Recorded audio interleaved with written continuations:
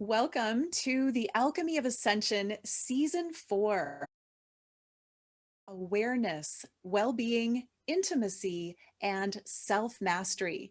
I'm your host, Washela Sananda, and I'm so happy because I have a returning guest today who was very loved on Season 1. And we get to go a little deeper into the topics that we started in Season 1 today. So hi, Dr. Brad. It's Dr. Bradley Nelson. Hi, Washela. Great to be back. I'm so happy that you're here. So before we jump in, I'm just going to do a very short process to get us kind of connected and set an intention for our session today. So just join me by closing your eyes, deepening into the breath, just being present in the body.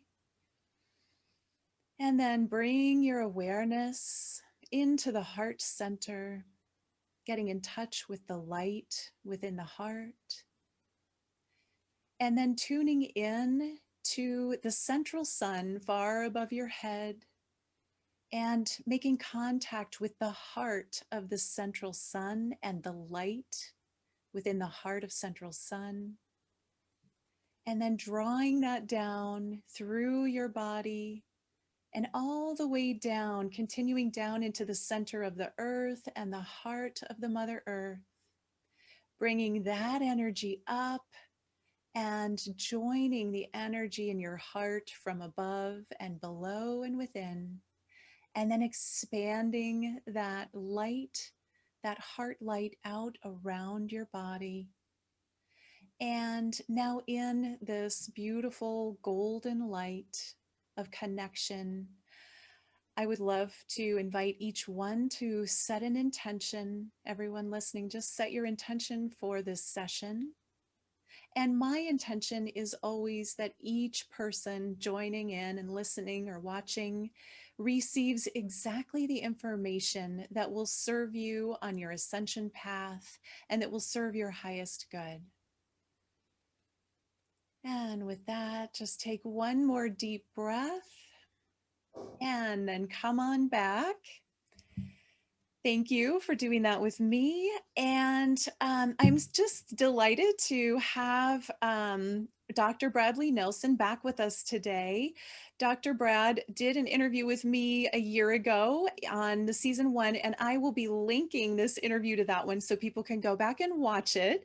And just for a refresher, Dr. Brad is a veteran holistic practitioner. He did 17 years in private practice, and he's a best-selling author of the book, The Emotion Code, and he's also the founder of the Body Code, and such a well-known and respected name in energy healing and the release of emotions from the body, trapped emotions.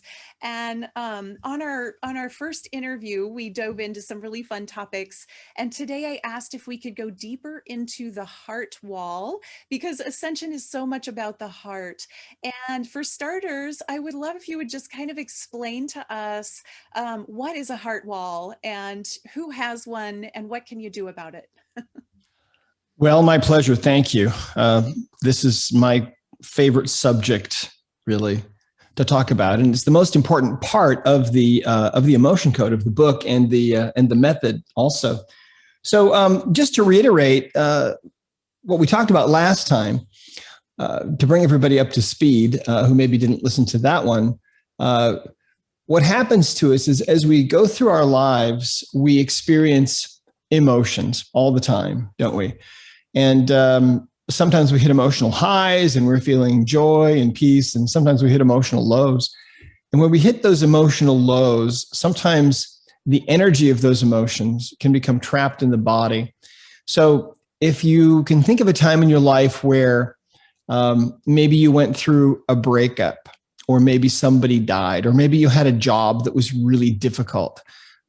Maybe when you were a kid, you used to listen to your parents argue. Maybe you used to cry yourself to sleep at night. Maybe you were bullied. Maybe you were abused. Maybe you've been through difficult relationships. We all go through things in life, and that's what life is about. Life is kind of a smorgasbord of all these different things that we get to experience. But on a quantum level, when you're experiencing an intense emotion, especially a negative emotion, what's happening is that that your body is taking on this vibration of this energy, whatever the energy is. And if it's a negative emotion like depression or resentment or anxiety or something like that, then what happens is sometimes the energy can be so powerful that it may become trapped in the body, so that when the bully moves away, or the divorce is finalized, or the funeral is over and you move on, or whatever it is, you think that it's history and you're moving ahead. But in many, many cases, some of that energy, some of that grief, some of that sorrow, that depression, the resentment, whatever it is, some of that can still be with you. And we call these trapped emotions. They literally are our emotional baggage that we often refer to other people as having, right? But anyway, yeah. So a trapped emotion is a little ball of emotional energy. If you can imagine, it's a ball of emotional energy about the size of a baseball to the size of maybe a softball or a small melon. We all have these. And the average adult, we think, has about 300 of these. As we start to get rid of these, our body, most of the time will shift. And many people have reported feeling lighter. Physical pain disappears all the time. In fact, we find that about 90% of all the physical pain that people have is due to emotional baggage. And so these energies can lodge anywhere in the body. And so to talk about the heart and the heart wall, first of all, let me just say that when I was in practice, sometimes people would come in to see me and we would work on their emotional baggage. And I'd get to a point where I wouldn't be able to find any more trapped emotions, but I would have a feeling that there was more, but I didn't know what it was. I didn't know how to identify it. Sometimes people would go through something really traumatic in their life and I wouldn't find any emotional baggage about that. And so I just had this nagging suspicion that there was something else going on that I had not discovered yet, or hadn't been shown yet, or hadn't learned about yet. So one day, it was, let's see. Well, it was in 1998, actually. So 23 years ago. My wife and I were at this event, and she woke me up early on the morning of this event, and she told me that she'd had a dream. Now, my wife never wakes up before I do. I'm the early riser. I'm up and gone, usually by the time she gets up. So she wakes me up early. She says she's had this dream, and in her dream, there were 3 symbols. When she woke up, she knew that these 3 symbols had something to do with her health and well-being. So she asked me if I would help her to try to figure out what this dream meant and what the symbols specifically meant. So I said, okay. And so we started doing some testing, doing muscle testing, and asked for some help from up above. And we figured out the first 2 symbols from her dream were a couple of inherited trapped emotions, some inherited emotional baggage that we hadn't taken care of before. So we cleared those. And when I turned my attention to the 3rd symbol in her dream, from her dream, all of a sudden I had this crazy experience that I can only describe to you as a waking vision, where suddenly the hotel room that I'm sitting in suddenly is not there anymore. And instead I'm seeing this just unbelievably beautiful hardwood floor. It looked like I was looking down the lobby of this unbelievably beautiful hotel from maybe 150, 200 years ago. And this hardwood floor was the prominent feature. And it was just kind of indescribably beautiful, really. And what I understood was that my wife's heart was underneath this floor. Now, this was really totally out of the blue. And I had no idea what this meant. I knew what I was seeing. It was very clear. It was very, very high def, 3D, 4K, beyond. I mean, it was just unbelievable. But I have this understanding. My wife's heart is underneath this floor. I didn't know what this means. So I told my wife what I was seeing. And this lasted for several minutes, by the way. It was one of the most bizarre things that's ever happened to me, but I'm grateful for it. It came from up above, really. It was a vision. You know, sometimes we read about people having a vision, and I had one. It's the only one I've ever had. But I told my wife what I was seeing and understanding, and she didn't know what it meant either. So we prayed, we asked God for some understanding, and then we started doing some muscle testing on her, tapping into her subconscious mind, asking questions about this floor. What does this mean? Well, what we found out was that, first of all, she was born into a very volatile family. And as we muscle tested, we found that when she was about 2 years old, she started to put up a wall around her heart. And the wall around her heart was what this floor was representing. Now, she grew up in a house with hardwood floors. And so her subconscious mind chose hardwood as it's a tough material. This will protect our heart from breaking. See, she was born into a very volatile family. Her dad was kind of a rageaholic, and nobody knew when he was going to blow up or at whom. Okay. And so it was very unsafe, very, very scary. And so she has this wall. Well, we found out that this wall around her heart, of course, it was a wall made of energy. Literally, it was made from her emotional baggage. So it was layer upon layer upon layer of trapped emotional energies from the things that she'd gone through in her life. And I remember one layer was about when her sister was raped, and there was another layer about something else, another layer about her dad, and being angry at her in a big argument, So it took about 2 weeks of releasing these emotions one at a time. Now, you have to understand, my wife paid a price for having this wall. It was very difficult for her to feel positive emotions. It took a lot of effort. Easy to feel negative emotions, hard to feel positive emotions. She battled with depression and anxiety. And every situation that she was in, every social group that she was ever involved with, even women that she'd known since she was a girl, she never really felt like she totally belonged there. She always had this feeling like she was the odd person out, like she didn't really fit in anywhere. Until after 2 weeks, that last emotion was removed, and suddenly she shifted and felt like she belonged. And it was just an amazing, profound shift for her. Well, so let me explain a little bit about this. I like to think that we are now in the age of the heart. And when you talk about ascension, you can't do it without the heart. It's not possible without the heart, because the heart is really the core of who you are. See, the ancient societies, the Greeks and the Egyptians and the Chinese, every society that I've looked at in ancient times believed that the heart was very special. For example, they believed that the heart was the source of love. And that's why even today, if somebody sends you on Valentine's Day a gift, it's probably going to have a heart shape, right? And hopefully it'll have something yummy inside, if you're lucky, right?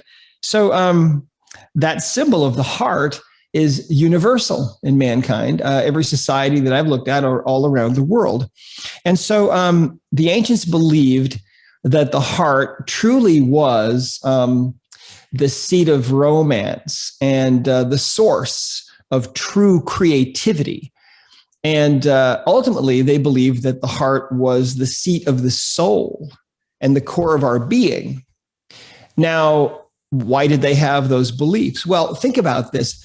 Have you ever in your life had a feeling like your heart was going to break? Oh, yeah. You ever had that happen? Yes, indeed. Yep. And most people have, see, and everybody describes it pretty much the same. It's like there's a heavy weight on your chest, like an elephant sitting on your chest, or like you're choking like you can't breathe.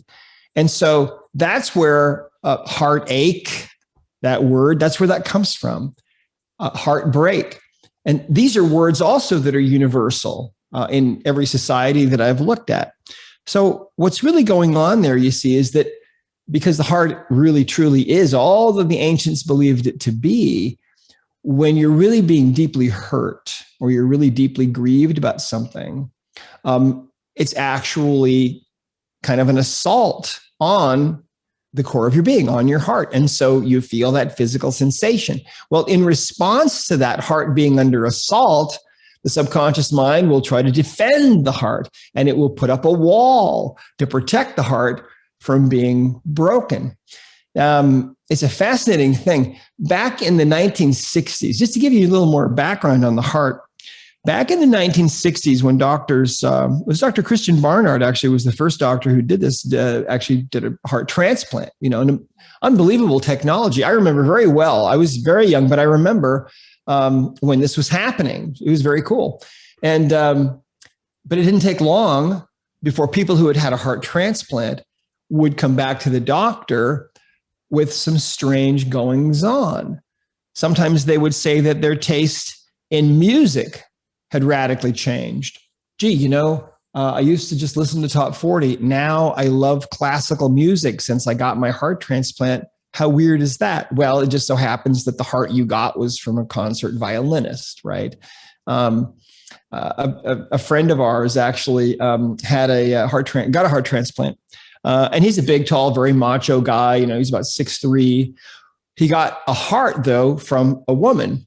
And he said that his car seems to automatically pull into Starbucks, and he'll find himself at the counter ordering a hazelnut latte.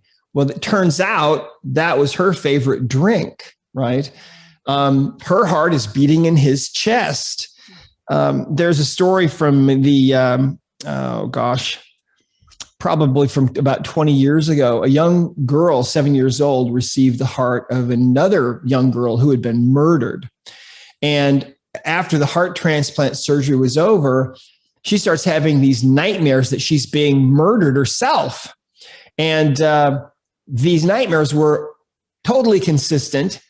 And her parents took her and they were terrifying, of course. Her parents took her to the police because she could describe what was going on. Well, what she was describing was the murder of the other girl. In fact, the clothes that the murderer was wearing, the clothes that the murderer was wearing, the murder weapon that she described, everything. She was able to make they made a composite drawing of this guy from her nightmare. And that was the guy that was found guilty and convicted of the murder of this other girl. Wow. Yeah. So it's kind of mind-blowing, right? It is, that the heart has so much memory and holds that, even the ability to show pictures and dreams and, tastes and love of music and all of that. Yeah, it's really incredible. This guy I was mentioning, this friend of ours, he also can't pass an ice cream shop. He just has to pull in and get ice cream. He wasn't like that before, but he is now. So anyway, there are stories about this that go back for many years. And in fact, there are books written about this. It's called cellular memory. Well, they've done studies now, and they found that when they use extremely sensitive equipment that measures the magnetic field that the body puts off, they find that the heart puts out a magnetic field that is 600 to 1,000 times more powerful than the magnetic field that's put out by the brain. So the heart is by far the most powerful organ. Well, another study that was done, the scientists were looking at the nerves that carry information between the brain and the heart. And they were looking at the nerves and looking to see what kind of nerve conduction was going on. And they figured they'd see 98% of the messages going from the brain to the heart, and maybe once in a while they'd see one go from the heart to the brain. What they found was that almost all the messages were traveling from the heart to the brain and not vice versa. And that kind of rocked everybody's world. In other words, the brain that is in your head is obeying the messages that are sent by the brain that is in your heart. You see. So when this was shown to us, because it really was a supernatural thing that came from up above, from God or creator, source energy, whatever you want to call it. Initially, I thought that this might be something that was unique to my wife, because she'd had a number of other things, and she was kind of my guinea pig I used to joke with her about it. She had a lot of things that I was able to help her with and fix, and I learned a lot from working on her. So I thought, well, maybe she's the only woman, or maybe the only person on earth that has this phenomenon. But it didn't take too long before we started seeing that a lot of people have this. In fact, one of my favorite stories, actually, that I'll always remember was not long after we were shown this, or we discovered this, I guess. There was a woman that came in to see me who had really severe neck pain. And she'd been to a couple of other doctors for it, and they hadn't been able to help her. So she came in to see me as kind of a last resort, which was not uncommon for me back in those days. People would see me as a last resort when nothing else was working. And she came in, and I started talking to her, and she told me that she was a nurse, and she was 38 years old, and she was single. She was celibate, basically. She said that she had not dated in 8 years, and she was never going to date ever again. She was going to die and remain the rest of her life a single person. And she was an attractive person. And I said, well, gee, why do you feel that way? What brought you to this conclusion? And she said that 8 years before, she was really deeply in love with this guy who dumped her and broke her heart. And so she hadn't dated since then. So I started doing some testing on her, and lo and behold, I found that she had a heart wall. That's what we call this. It's just that wall of energy around the heart. Well, in her case, there were 3 emotions, 3 trapped emotional energies, 3 layers, if you will, around that heart wall. You remember the old jawbreakers, Washayla, that Yes. Yeah. you suck on it for a while, you take it out, you never know what color it's going to be, right? When you take it out of your mouth. Those probably should be illegal if they're not. But anyway, that's kind of what the heart wall is like. In other words, it's made of these different layers of emotions. And she had 3 layers making up this wall. And each one of these emotional layers was a trapped emotion that had become stuck in her body during the breakup 8 years before. So cleared the first one, cleared the second one, got to the third one, cleared it, and that took care of the heart wall. The heart wall was gone. Well, immediately, as soon as that last trapped emotional energy was cleared and the heart wall was gone, instantly, the neck pain, which was severe, was just gone, vanished, right? Completely gone. And so I didn't really have to do anything with her neck, and she felt fine and left the office feeling great, and didn't come back. So 3 months later, she walks back into my office, and I immediately remembered her. And I'll always remember this, actually, this whole thing. And I looked at her and I said, hey, I haven't seen you for a while. How are you? What's going on? And she said that, well, my neck has been fine since I was here. She said, it's been totally fine, no problem at all. But she said, you cleared that heart wall for me, and that really works.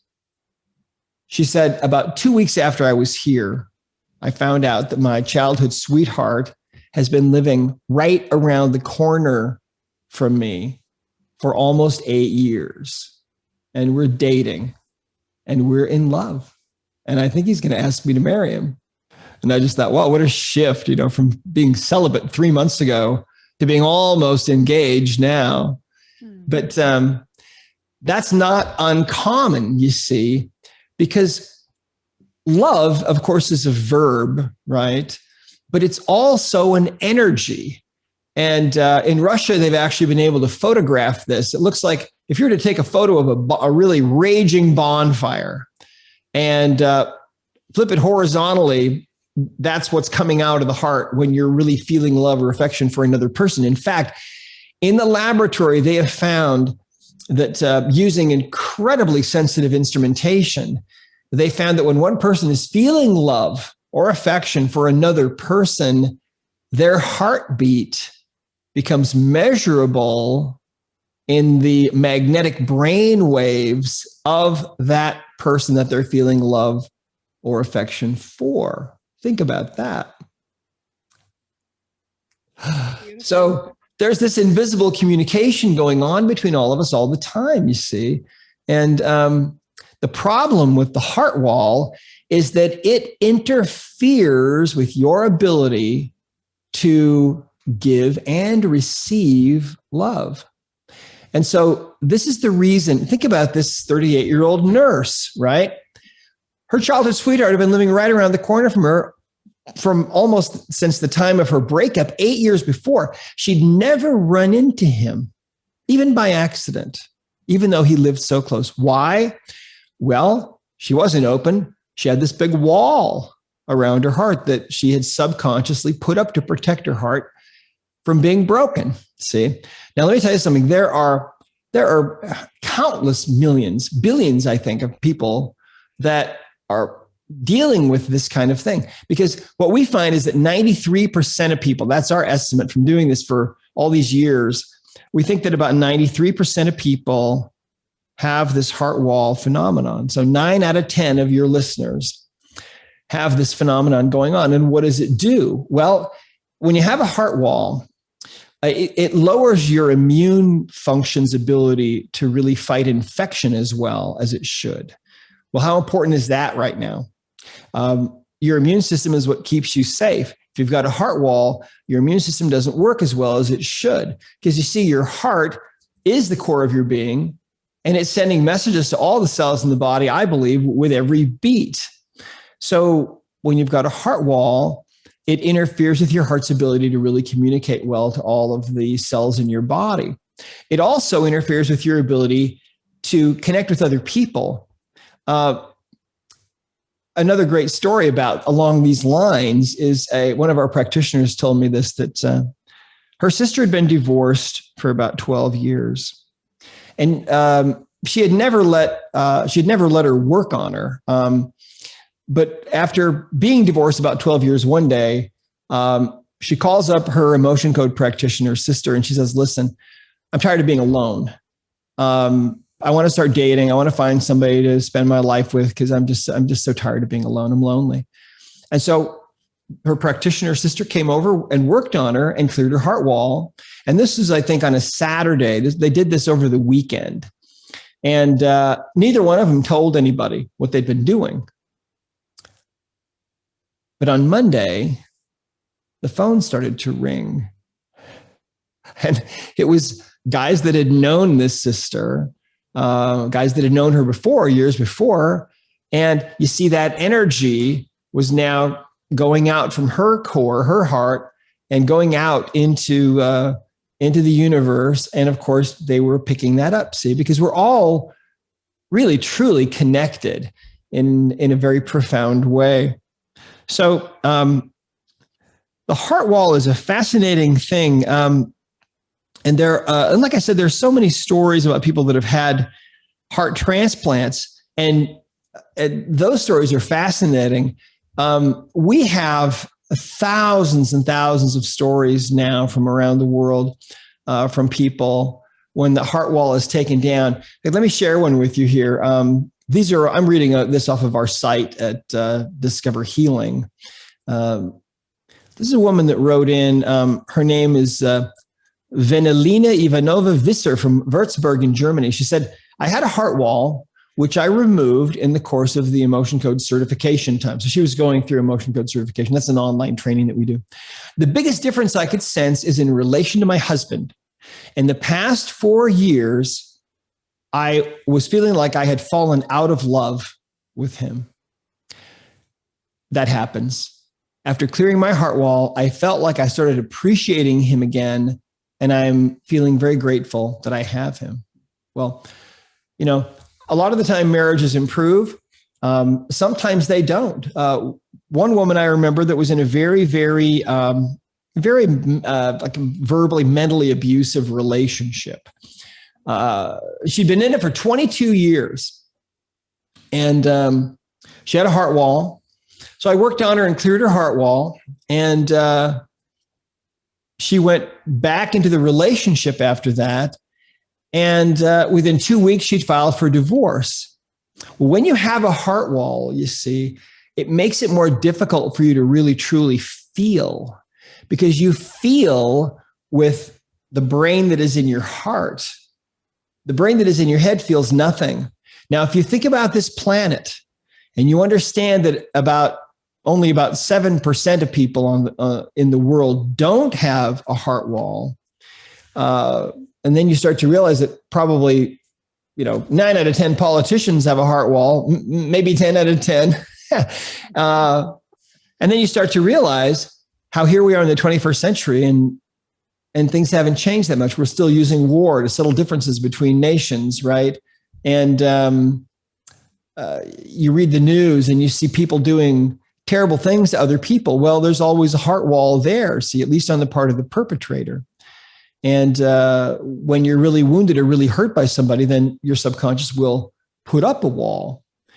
People have told us many times that when that wall is taken down, they can actually feel the love of the creator for them, which I think is incredibly powerful, right? And if you think about ascension and you contemplate what it's really about, what are we trying to do when we're trying to ascend? Well, what's the purpose of it? Well, we want to have more joy, right? We want to live a life full of joy. We want to be able to help other people and serve other people. Well, I'll tell you something. I believe that it's really all about love, and it's really all about the heart, because without the heart, you're not going to get there. And if you're trying to ascend and lift yourself up to a much higher level, but your heart has got layers and layers and layers of emotional baggage around it, then it's going to be a challenge for you. I want to share a story with you. I had an interesting experience once. I went to an event, and it was an authors event for new authors. And so I was there with a bunch of other brand new authors. This was back in probably 2008. I think it was in Philadelphia, or no, I think maybe it was in Manhattan. I can't remember. Anyway, it was one of those places. And we're in this big, huge hall, and there are all these booths set up. The Time magazines here, and Newsweek, and Good Morning America, and all the magazines and all the media all around this room. So all of us new authors are pitching our book to these different, media outlets. And we've got about 3 minutes at each one of these. And I wasn't having very much luck in those days with the emotion code. Now it'd be a different story, I think. But I found myself at one point talking at a booth, talking to a woman who was a freelance writer. And she was very interested. And right then the bell rang and the time was up, but we had a break. And so we started talking, and I told her a little bit about the emotion code and so on. And she told me that she had a goal to be married that year. She told me that she was an Orthodox Jew. She had no prospects. She was 42 years old, and she'd been single all of her life. She'd never even been really in a long-term relationship, but was so tired of being alone and had a goal to get married. But she didn't have any prospects at the time. And so I said, well, if you have a heart wall, it's going to be a lot more difficult for you to find your soulmate, because your heart knows how to do that and your brain doesn't. And if you've got a heart wall, then your heart is really kind of handicapped. And so I'm sitting at this table across from her. And so she asked me to check her to see if she had a heart wall. And sure enough, she did. And we use muscle testing to do this. And it's all explained in the book and in the videos and so on. So I decided I didn't have anything else to do. And we had this little break. So I thought I'll just release some trapped emotions from her heart wall. Well, she had 6 different emotions making up this wall, the 6 layers of emotion, making up this energy field, this wall, this protective barrier around her heart. And she, sometimes people don't remember what certain emotions are, but she remembered, as I recall, she remembered all of them. They were different events from her life. And so I handed her a magnet, because to release a trapped emotion, what we do is we can use a magnet, or you can just use your hand. And If you're doing it on yourself, when you have gone through the process and the emotion is ready to be released, you just pass a magnet or your hand from your forehead over the top of your head to the back of your neck a few times. So I handed her a little magnet, and so I'm finding these trapped emotions, and then she's releasing them by passing the magnet from her forehead over to the back of her neck 3 times for each one. And we got to the very last emotion. I think there were 6 emotions making up this wall. We got to the very last one, and she passed the magnet over her head once, and then twice, and she got about halfway through the second pass of this magnet, and all of a sudden, something happened that if I live to be 1,000,000 years old, I'll never, ever forget it. All of a sudden, it was like a stone had been rolled away from in front of her heart. And this amazing energy all of a sudden just started pouring out of her heart. It was like being in the beam of a searchlight, or it was almost like the sun had come up inside of her. And it's hard to describe this. It was a kind of a spiritual experience, really, for me. It was like, if you have a really long, cold, dark winter, and finally you have a sunny day in the spring, and you walk outside and the sun is shining, and you just kind of throw your head back and you throw your arms back and you just kind of go, oh man, that feels amazing, right? That's what this was like. When we're inside of this building, it wasn't sunlight. It was actually just this energy, this essence of her. Now, I tried to describe to her what I was feeling and experiencing, and she was not feeling it. She wasn't noticing anything. And I think she thought I was a little bit, kind of goofy. But anyway, I swear this is true. And I told her, I said, look, now that wall that was around your heart is now no longer there.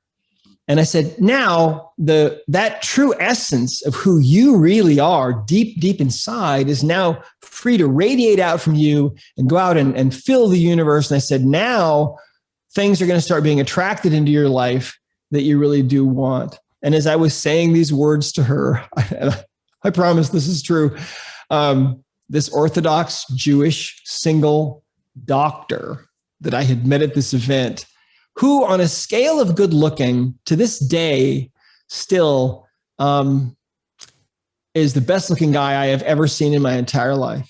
I mean, this guy had the Roman nose and these big loose black curls, in the hair. And I mean, just an unbelievably on a scale of 0 to 10, the guy was about a 15. He walks right by me like I'm not even there. And he walks right up to her like a moth to the flame and strikes up this conversation, right? And I remember thinking, boy, this stuff really does work fast, right? But think about it. So many times people say, they'll write to us and they'll say, I was alone. I got my heart wall cleared. I fell in love. I found my soulmate. I mean, it happens all the time. Or people will say, hey, my marriage has improved dramatically.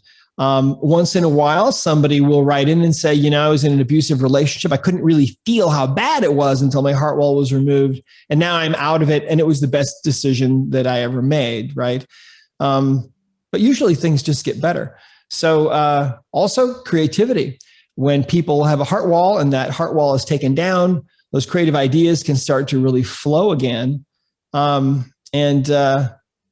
It's amazing. A woman wrote into us once after clearing her heart wall. Her name was Luana. She said, the relief is unexplainable to the point of shedding tears of joy for the release of carrying such heavy burdens for so many years. What a wonderful feeling of release that I never dreamed would come true.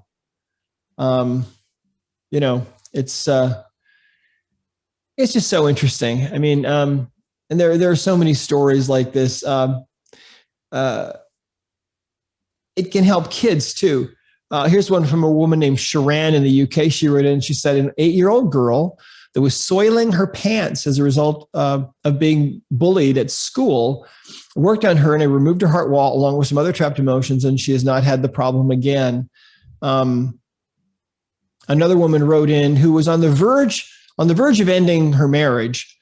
She said, I must start by saying, my husband and I have been married for just over 20 years. And while we've always had a very good relationship, The last few years have been very challenging in every aspect of life. We had become so stressed in life that we didn't even like each other anymore. Now, there are probably people listening right now that are in this same situation. She said, we were on the verge of needlessly ending our marriage. And while buying your program, they're talking about the emotion code, was not with the intention to save our marriage, as I had no idea that it could. We both went through the program. My husband had been working out of town, and suddenly we were missing each other and communicating much more and with much more affection and consideration towards each other. Obviously, the feelings were there all along, but were so buried. The emotion code was so freeing. I didn't realize how much I had turned myself off and had become a non-feeling person. Think about that. If you're a non-feeling person, if it's hard for you to feel, you've got a heart wall. That's one of the hallmarks of it. She says, I'm a new and better me. My marriage is better than ever. And emotionally, I feel liberated. I can't really express to you the dramatic positive turnaround that this has given us both. Thank you. And that was from a woman named Sarita in Texas. So anyway, that's a little bit about the heart wall. So let me just say this, that there's a very good possibility, about a 93 out of 100 chance that you have one, whoever you are listening to this. And if you've experienced that feeling in your life, like your heart was going to break at some point, I think that if you feel that more than once or twice, the subconscious will put up that wall. And so we're living in a world now, we're living in heart wall world. So, 93% of people walking around on the planet are walled off to other people. So they're not really connecting. And, someday, this is all going to change. There's a new world that is coming. And it's a world where our hearts are going to be knit together in love. Everybody in the whole world. That's coming. That's been prophesied for thousands of years. How do we get there? Well, part of what we have to do is start getting rid of our emotional baggage and learn how to love. Because that's, I believe, really the key to ascension. You think about Jesus Christ, one of the greatest ascended beings in the history of this world, right? You think about how much love he had as he was being nailed to the cross. What did he choose? He chose love, forgiveness. He said, Father, forgive them, referring to the people that are nailing him to the cross. He said, Father, forgive them, for they know not what they do, right? That's an unbelievable level of love, but it's really all about love. And so the heart wall is so powerful because when that wall is taken down, what it does is it opens up your ability to give and receive love, and it makes it easier for you, which is just so cool, I think. It is so cool. And we all need more love, and the world needs love. And it's, reminds me of the community heart, which is what I talk about a lot. The community heart of the new earth is that it's like the empaths were designed for the community heart. We all feel everything in that open heart space where we're all tuned into each other. So this sounds like an avenue to get there. Well, yeah, it absolutely is. And the beauty of it now is that it's so simple.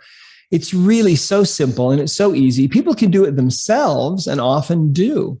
And so that's really one of the beautiful things about this is that, if you want to have somebody work with you, you totally can. There are emotion code practitioners all over the world.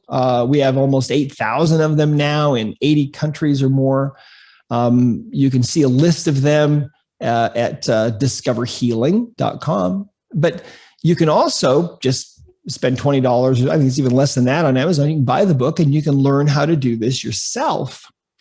And then you can clear your own heart wall, and you can clear the heart walls from your kids and clear their trapped emotions. And I think that is going to be when enough heart walls are removed, and it doesn't have to be, 50% or even 10%. probably about one more percentage point is all it's going to take, or even less than that. We're just going to get to a certain level, and it's going to be the tipping point when there's going to be a very big transformation that's going to happen in this world. And this is part of that. It's been seen by people who have had experiences, on the other side. So this is incredible work.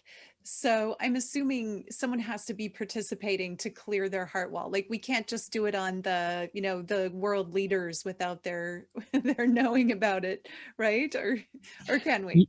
Yeah. Well, right. One of the hallmarks of this work is that we absolutely honor and respect each individual's agency and choice. And so we always get either verbal or written permission before we work on somebody with the emotion code.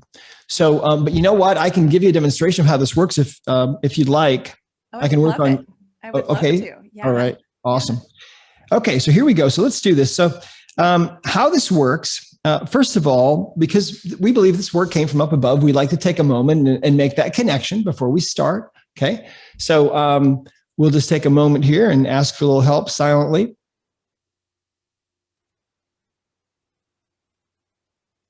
Okay, great. All right. So there are a number of different methods of getting information from the subconscious mind. And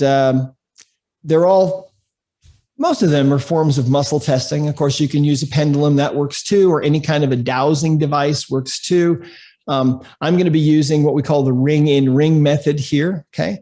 I'll be asking questions, and I'll be posing those questions really to your subconscious mind, Washela. And then what'll happen is the answer will come back from your subconscious mind to mine. And then you'll see, I'll hold my hands up here so you'll be able to see it. And as what I'm doing here is I'm making a ring in a ring with my thumbs and my forefingers, and then just kind of making a chain there out of them.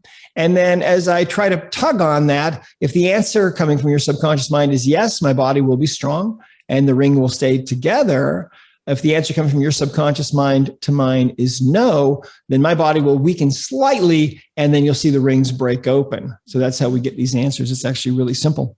And we're all truly, totally connected. And the quantum physicists understand that very, very well, right? And so we can do this, and there is no barrier whatsoever of distance. And so you can find an emotion code practitioner that can work with you, and they can be anywhere on the planet. It doesn't matter. So, let's do this. First of all, let's ask some questions here. Are we connected energetically so that I can act on your behalf? And I get a yes answer there. Okay. So let's ask this first question. Do you have a heart wall? Hey, drum roll, please. And the answer is yes. Okay. So as I test that, very strong yes. Okay. So you definitely have a heart wall. All right. So can we remove a trapped emotion from your heart wall right now? And the answer that I get is yes. Okay. So we can. All right. So what we have is the emotion code chart. And this is just a list of emotions. There are 60 emotions on the chart. You can Google this, and there's zillions of them out there. You can find them on our website at Discover Healing and so on. But these 60 emotions are divided into 2 columns and 6 rows. And so your subconscious mind knows what this first trapped emotion is. I don't have any idea what it is, but I know it's on this chart. Okay. And so we're going to play charades essentially with your subconscious now and ask, where is this emotion? Okay. There's only one we're looking for. Is it in column A? No, that means it's in column B. We just got rid of half the chart, see, so here we go. It's in column B. Is it in one of the odd rows? Yes. So now we have 15 emotions left out of 60. It's in column B in row 1 or 3 or 5. Is it in row 1 in column B? No. Is it in row 3 in column B? Yes. So now we have 5 emotions left. So now we just ask, well, which emotion is it? Is it confusion? No. Is it defensiveness? No. Is it grief? Yes. The emotion is grief, this first emotion.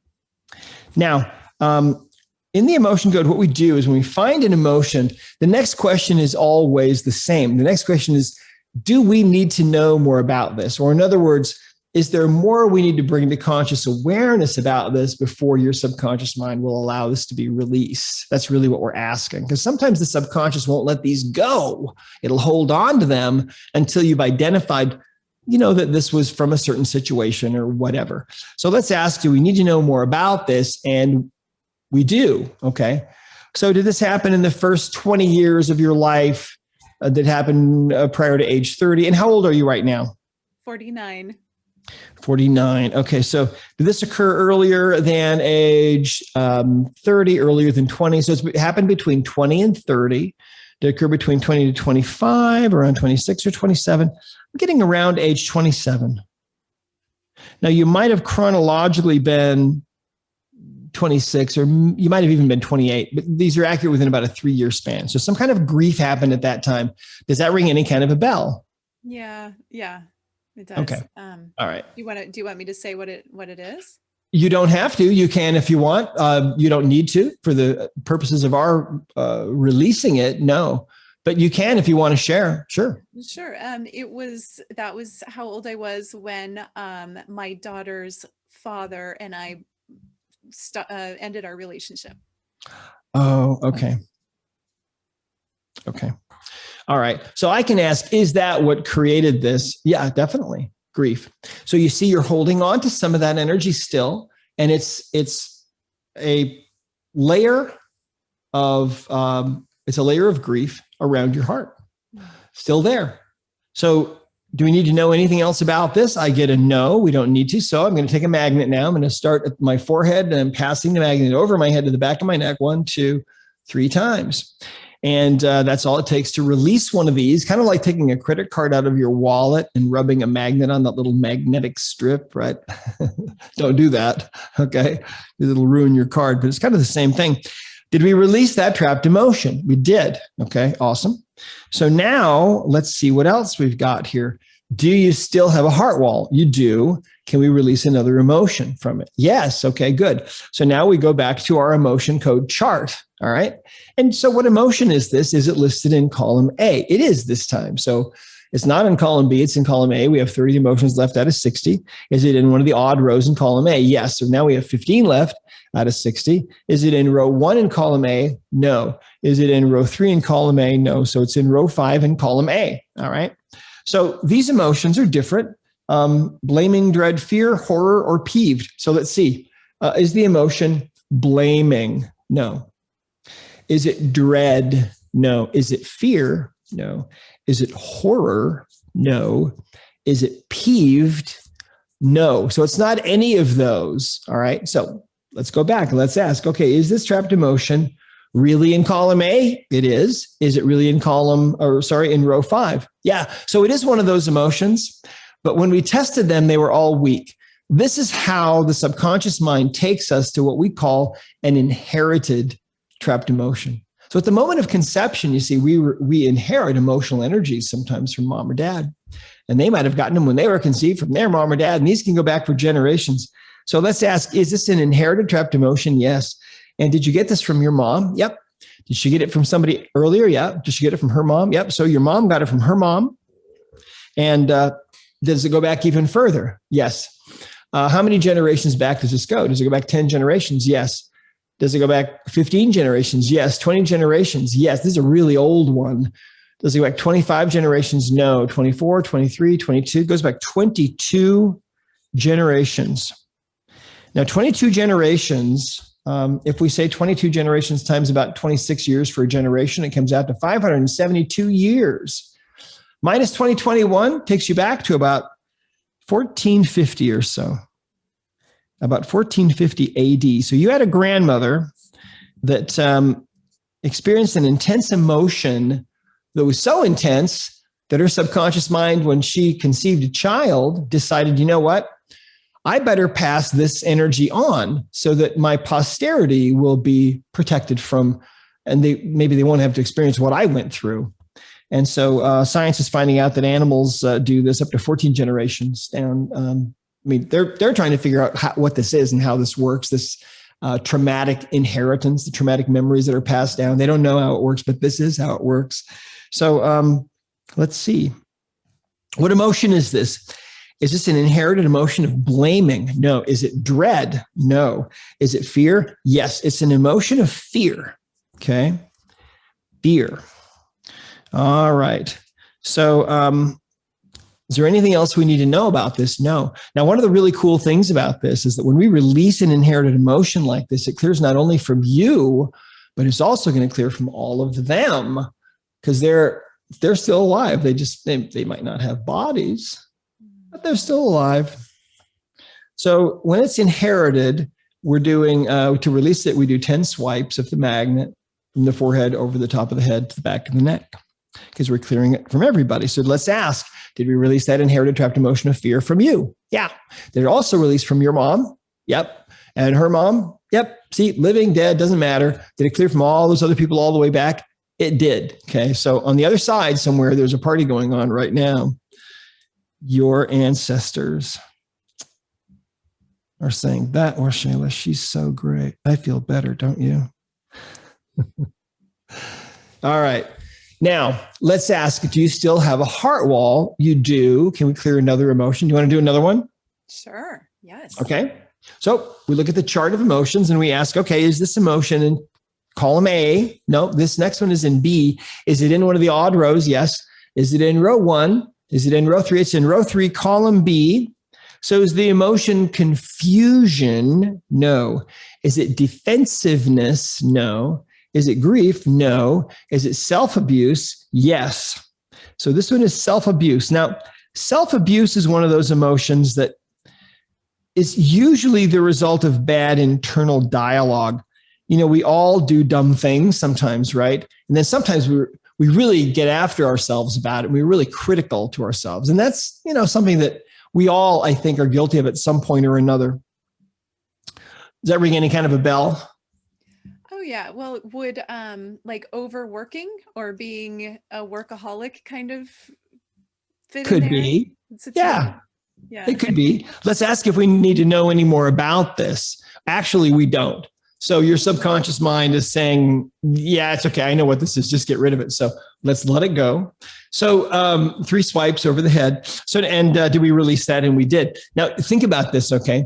What have we cleared so far? We've cleared grief, fear, and self-abuse. Now, when you have a trapped emotion, that part of your body, in this case, your heart, is resonating a little bit with each one of these. And so it will, you'll be more likely in your life to experience these kinds of, well, you'll be more likely to be moved into situations where these trapped emotions, these specific frequencies, will be more easily or more likely felt. Does that make sense? Yeah. Okay, cool. Well, let's see if you still have a heart wall. Do you have a heart wall still? Actually, you have a heart wall. Actually, I got to know. Nope, that cleared it. So it was just those 3 emotions. Now, that was good. Sometimes it takes longer. Sometimes, you know, I'll work with people and we might clear 8 or 10 the first visit, and then 8 or 10 the next visit, and then maybe 8 or 10 on the last visit, and then usually that's it. But we might see 20 or 30 emotions making up a heart wall. Wow, that is fascinating. Well, I guess I got out easy with just 3, but I really found the lineage clearing amazing. I mean, 22 generations of fear. I think that one was fear. Yeah. Wow. And so would that also affect my children? Well, yeah. Well, how many kids do you have? 2. 2 kids, and they're your biological kids. Yes. Okay. So what we can do on that inherited one, we can ask, had you passed that trapped emotion of fear, that inherited trapped emotion of fear that you got from your mom, did you pass that to your 2 kids when they were conceived? Yes. Do they still have that trapped emotion of fear now? No, that released from them. Wow. That's usually the case. You see, the thing is, in quantum physics, if you look at principles of quantum physics, you realize that one energy can be in an infinite number of places at one time. And so basically what's going on with an inherited trapped emotion is that grandmother of, well, did this start with a woman? It did. So it started with a woman 22 generations back. And she had this intense feeling of fear. Well, who knows? I mean, in 14 the 1400s. I mean, gee, life at its best was probably terrifying, right?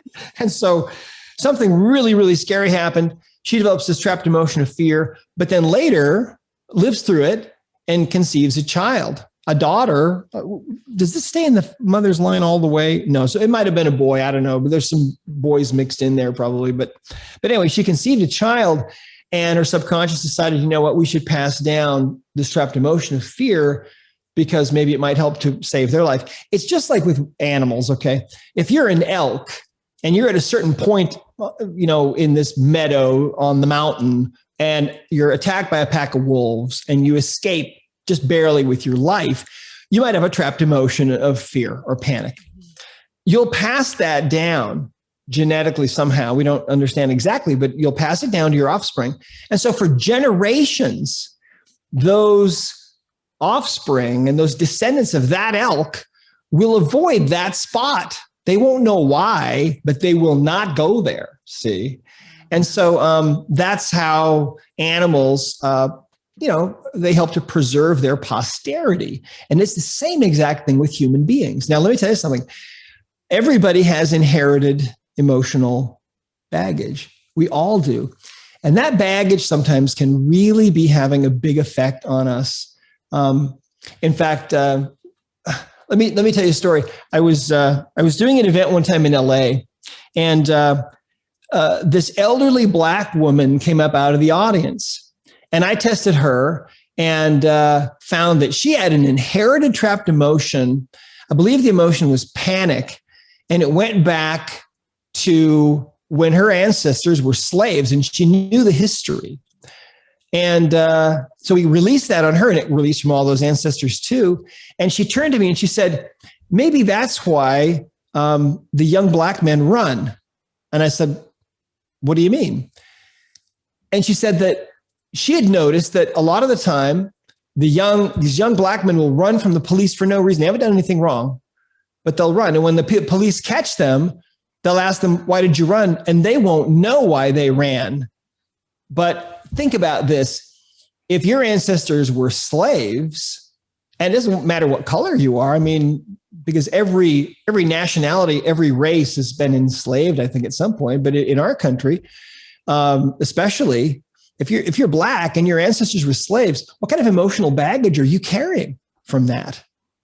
Right?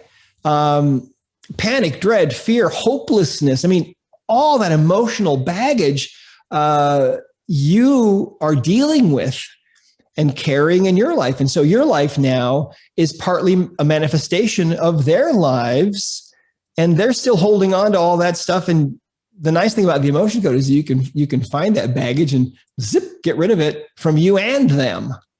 Wow, that's powerful. So amazing.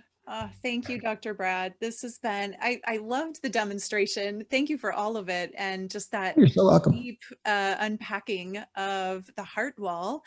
And we're out of time, but I do want to make sure that everyone knows about your free gift, which is available at emotioncodegift.com.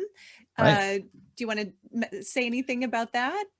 Yeah, absolutely. Well, if you go to emotioncodegift.com, you'll see what it is. And let's see here. Let me just go there really quick so I don't get it wrong. But you get the first couple of chapters of the Emotion Code book, okay, as an ebook. So you can read the first couple chapters and decide if you want to go ahead and pick it up on Amazon or whatever. You get the Emotion Code printable flowchart PDFs.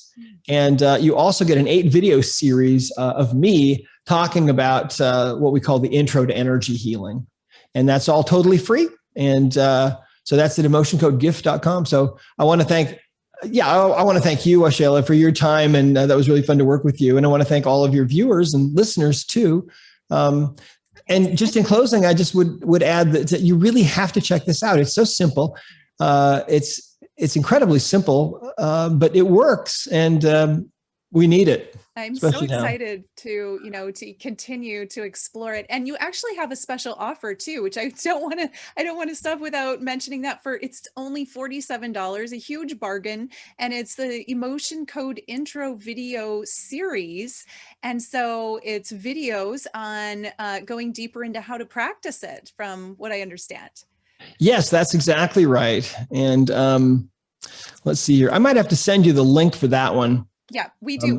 I will post the link. I'll do the Okay. write-up and make sure everybody has that and can get it. And I love that it's a really accessible price for people too, if they're like loving this and want to go deeper and want to clear themselves and everyone they know, then that's a good way to start and dip your toe in or whatever you call it. Yeah, So absolutely. yeah, thank you so much. I really appreciate your time and your energy and having you again. And I know that my audience loves you. And so with that, I will go ahead and close. Thank you everyone for watching, and namaste.